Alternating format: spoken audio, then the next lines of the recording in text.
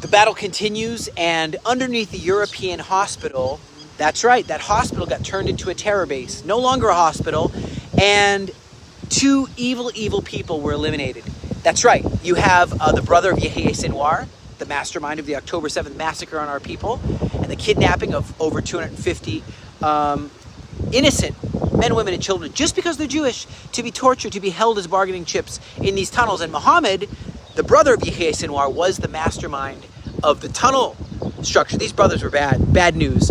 I mean, he had a lot of help from Iran, weapons from North Korea and other places, smuggled in, and those cages didn't just appear where our people are still being held underground. He developed all that. Muhammad Sinwar was in his tunnel, and it's just, I thank God that he's been eliminated. And also Muhammad Shaban, who's the Rafah Brigade commander, and they made sure it was the right bodies, and they've been brought to Israel. And I wanted to share the names of those that I wasn't able to share earlier because they didn't come out on the news yet. But these heroes from Yahalom, from my unit, the Combat Engineering Elite Unit for Special Missions, Tom Rothstein from Ramat Gan, Sergeant First Class, he was only 23 years old. I remember welcoming these guys to be combat soldiers, and I remember the great sense of duty in their eyes. And that building, you remember the building was booby-trapped by the Hamas, and they entered this building, and somehow they didn't see this bomb. It's very complicated to do the missions that we have to do, and the Hamas exploded the bomb, the building collapsed, claiming their lives.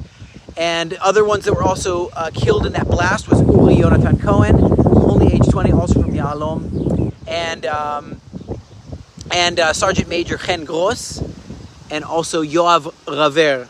And so that was from Maglan, and Yoav Raver was from Yahalom as well. They're fallen heroes. May their memory be a blessing. May their families be comforted that are mourning. And it's just you got to be vigilant. You got to be on your toes. And we mourn the loss of these heroes. And the 98th Division's offensive at Khan Yunis is really an amazing work. The fact that people are not, some of us don't make it home doesn't mean that we're not doing everything we can to find these bombs and dismantle them so they don't take out our people. There was other that were injured, 5 other people that were injured and taken by helicopter, and their lives were saved. But over the past week, 8 Israeli soldiers have been killed in the past week, and I believe it's 424 soldiers that have died just since the beginning of this war. Since the ground operation, not including those who fought to defend Israel in October 7th. So we take a moment to remember them. We bow our heads in grief. When you think of this psychological warfare of the Hamas, it's quite intense.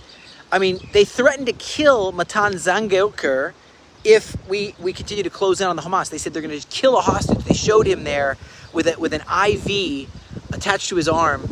And you just have this evil. Their spokesperson Abu Eda informed that we are besieging the area where Matan is being held. And they said they're gonna just murder him in cold blood if we get any closer, and they're gonna hold us responsible for their murder. You see how twisted that is? Do you see what I mean by psychological warfare? Do you see what kind of twisting of the truth?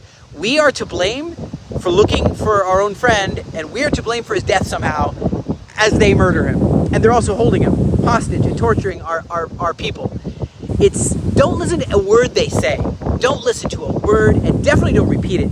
Again, I'm so saddened when I see people who just don't know what they're talking about repeating the Hamas talking points.